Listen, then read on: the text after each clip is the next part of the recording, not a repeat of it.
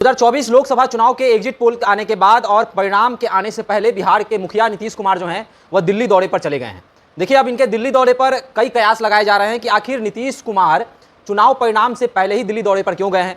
हालांकि चर्चा का विषय यह भी बना हुआ है कि व्यक्तिगत कारण नीतीश कुमार दिल्ली दौरे पर है, पर कई चर्चा बन गया है कि क्या नीतीश कुमार जो हैं मंत्रिमंडल में जगह चाहते हैं, क्या नीतीश कुमार जो हैं वह पहले ही भाप चुके हैं कि हमारी सरकार बनने जा रही है, एनडीए की सरकार बनने जा रही है, तो मुझे भी कुछ चाहिए। तमाम तरह की चीजें हैं कि क्या विधानसभा चुनाव जो है वह समय से पहले हो जाएगा। तमाम तरह के कयास हैं। इस विषय पर बात करने के लिए मेरे साथ मेरे सहयोगी उदित नारायण मौजूद हैं। क्या लग रहा है, नीतीश कुमार परिणाम के आने से पहले दिल्ली दौरे पर हैं, मोदी से मुलाकात की हैं, क्या कुछ बातें हुई हैं, क्या लग रहा है आपको? देखिए, कई तरह की बातें चल रही हैं। अब तो ट्विटर पर, एक्स पर यहाँ तक भी पोस्ट कर रहे हैं, कुछ सीनियर पत्रकार पोस्ट कर रहे हैं कि रेलवे मंत्रालय को लेकर नीतीश कुमार जो है वो अमित शाह से और नरेंद्र मोदी से बात कर रहे हैं। लेकिन तथ्यात्मक तौर पर शुभम ये बात मुझे सही नहीं लगता और बहुत कन्विंसिंग नहीं लगता। एक होता है ना कि किसी बात को सुनकर आपको लगे कि तार्किक तर्क पे कसा जा सकता है। देखिए, नीतीश कुमार 70s के एरा के नेता हैं। 70 का जो एक दशक था भारत में, देश में, 80 का जो एक दशक था, 90 का भी जो दशक था, समाजवाद का एक एरा चल रहा था, उस दौर के नेता नीतीश कुमार हैं। अब मसला यह है कि नीतीश कुमार आज का जो रेलवे मंत्रालय है, आज जिस तरीके से रेलवे में काम हो रहा है, उस मॉडल पर नीतीश कुमार सेट नहीं हो पाएंगे। इसलिए हम ये बात कर रहे हैं कि नीतीश कुमार, अगर आप नीतीश कुमार के भाषणों को सुनिए, बीते 6-8 महीना 10 महीना में जो भाषण दिए हैं, फोन को लेकर भड़क जाते हैं, अपने अधिकारियों पर कई बार भड़क गए हैं कि फोन चलाता है, दुनिया खत्म हो जाएगा इसी फोन के चलते। इस तरह की बातें नीतीश करते रहते हैं। तो इससे एक बात तो समझ में आता है कि नीतीश बहुत टेक फ्रेंडली नहीं है, मतलब जो होता है ना टेक्नोलॉजी फ्रेंडली, उस तरह के नेता नहीं है। मैंने क्या कहा कि 70s का समाजवाद का नेता जो कर्पूरी ठाकुर का दौर था, उस धरने पर आज भी काम करते हैं। रोड, बिजली, सड़क, पानी, अनाज। नीतीश कुमार के लिए विकास का पैमाना यही है। नीतीश कुमार के लिए डेवलपमेंट का भी वो पैमाना ही नहीं बन पाया है कि बुलेट ट्रेन भी चल सकता है, आईटी इंडस्ट्रीज भी आ सकते हैं। इस पर कभी बिहार सरकार में जदयू और नीतीश कुमार ने सोचा ही नहीं। तो ये बहुत तार्किक मुझे नहीं लगता है कि मोदी कैबिनेट जो अगला बनेगा, अगर सरकार बन जा रही है कल के बहुमत मिलने के बाद, अगर बहुमत मिलता है बीजेपी को और सरकार बनती है, तो इस पर नीतीश कुमार को कहीं से भी केंद्रीय कैबिनेट में जगह मुझे नहीं लगता है कि बीजेपी देने जा रही है। और खासकर तब जब बीजेपी अकेले 272 का आंकड़ा पार कर जाए, अकेले, एनडीए की मैं बात नहीं कर रहा हूं, मतलब पूर्ण बहुमत का आंकड़ा अगर बीजेपी को मिल जा रहा है, तब नीतीश कुमार सिवाय बिहार के केंद्र में नहीं जाने वाले हैं। ये मेरा अपना अनुमान है। दूसरी बात अब समझिए कि आखिर क्या मसला है कि एग्जिट पोल का चुनाव परिणाम आते ही, मतलब एग्जिट पोल का परिणाम आते ही, चुनाव परिणाम नहीं, नीतीश कुमार दिल्ली भागे या बुलाया गया, जो भी कारण हो, नीतीश कुमार दिल्ली में है।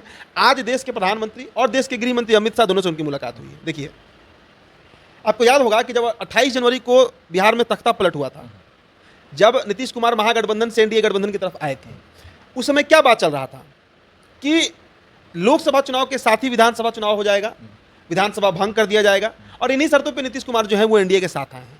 ऐसा कुछ हुआ तो नहीं, सरकार भी बनी, लोकसभा चुनाव भी अब खत्म हो गया, कल परिणाम आ जाएगा, लेकिन ना तो विधानसभा की चर्चा कहीं हुई और ना तो विधानसभा भंग करने की कहीं कोई चर्चा हुई। अब ये सवाल उठता है कि नीतीश विधानसभा भंग क्यों करना चाहते हैं। ये भी एक बड़ा मसला है कि क्यों नीतीश कुमार विधानसभा भंग करना चाहेंगे। देखिए, इसके पीछे कारण समझिए। नीतीश की पार्टी एक समय बिहार में 115 विधायकों वाली पार्टी थी 2010। आज वो पार्टी 43 विधायकों वाली पार्टी है। कभी खबर आता है कि अशोक चौधरी 36 विधायक तोड़कर ले जाएंगे, कभी भी खबर आता है कि गोपाल मंडल कितने विधायक तोड़कर ले जाएंगे, कभी खबर आता है कि भाजपा के समर्थन में कई जदयू के विधायक खड़े हैं। तो एक पार्टी के अस्तित्व को लेकर नीतीश कुमार के अंदर चिंता जरूर है कि कहीं जो 43 विधायक है, इसमें से अगर 10, 15, 20 चले गए उधर, तो हमारा क्या होगा, क्या वजूद बचेगा जनता दल यूनाइटेड का बिहार में। इसलिए इस बात में दम है कि नीतीश कुमार ये जरूर चाहते हैं कि विधानसभा भंग कर दिया जाए और फ्रेश चुनाव बिहार में हो जाए। मतलब बिहार में विधानसभा चुनाव 2024 में ही हो जाए, अक्टूबर-नवंबर तक चुनाव कर लेना है नीतीश कुमार को, और इसके लिए नीतीश कुमार दिल्ली गए हैं। इसे आप इस तरीके से भी समझिए। लोकसभा चुनाव 2019 में हुआ, नीतीश कुमार को क्या फायदा हुआ। 2024 का भी जो लोकसभा चुनाव हुआ, इसमें 16 सीटों पर जदयू लड़ी है। हम थोड़ी देर के लिए मान लेते हैं कि 16 सीट जदयू जीत गई। उससे नीतीश कुमार को क्या फायदा होगा। केंद्र में एक मंत्री बन जाएंगे इनकी पार्टी से, यही ना होगा। पिछले बार भी 2 मंत्री का मांग था, एक ही बनाया गया।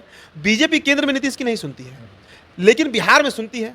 तो इसीलिए नीतीश चाहते हैं कि अगर फिर से विधानसभा चुनाव हो जाए, विधानसभा भंग करके, तो वैसी स्थिति में नीतीश कुमार बिहार में 70 विधायक, 80 विधायक जीतने में सक्षम हो जाएंगे, फिर कैपेबल हो जाएंगे और जितवा लेंगे। और अगर उतना विधायक जितवा लेते हैं तो कम से कम अगले 5 सालों के लिए नीतीश एकदम बेफिक्र होकर आराम से सरकार चलाएंगे बिहार में। तो नीतीश कुमार को क्या विधायक के टूटने, अपने विधायकों के टूटने का डर है, या फिर भाजपा से ही टेंशन है? अगर नीतीश कुमार के कम सीट अगर लोकसभा में आता है, 16 सांसद है उनके, अगर 10 से नीचे नीतीश कुमार आ जाते हैं, तो क्या नीतीश कुमार के भी डर है कि मुख्यमंत्री की कुर्सी छिन जाएगी? ये डर भी है नीतीश को।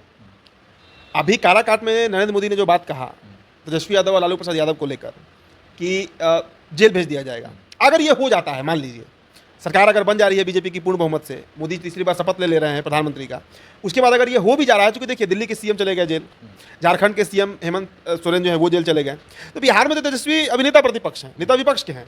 अगर इनको जेल में डाल भी दिया गया, जैसा पीएम ने कहा है, ये मेरा वाक्य नहीं है, प्रधानमंत्री का स्टेटमेंट है, तो वैसी स्थिति में नीतीश फिर लड़ेंगे किससे, और फिर नीतीश की जरूरत क्या रह जाएगी बिहार में?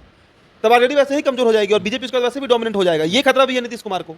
नीतीश बिल्कुल नहीं चाहेंगे कि तेजस्वी जो है वो मतलब कारावास जाए, कारा जाए। ये डर भी नीतीश कुमार को है, समझिएगा। साथ ही साथ ये डर भी है नीतीश कुमार को कि उनकी पार्टी जो है वो कहीं बीजेपी ही ना तोड़ ले।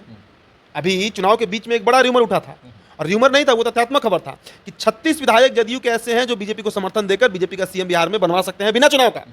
अगर ऐसा होता है तो कम से कम बीजेपी अभी से 1.5 साल सरकार चला लेगी।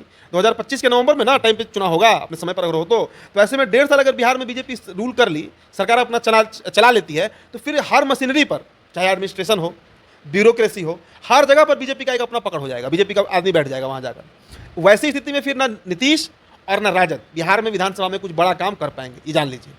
ये डर भी नीतीश कुमार को है, इसलिए भी नीतीश चाहते हैं कि इसके पहले ही विधानसभा चुनाव करवाओ और फिर गद्दी पर आराम से 5 साल के लिए बैठेंगे हम 2024 से 29 तक, और आराम से बिहार में शासन करेंगे। क्योंकि देखिए नीतीश को भी पता है कि केंद्र में उनका कोई दाल गलना है नहीं।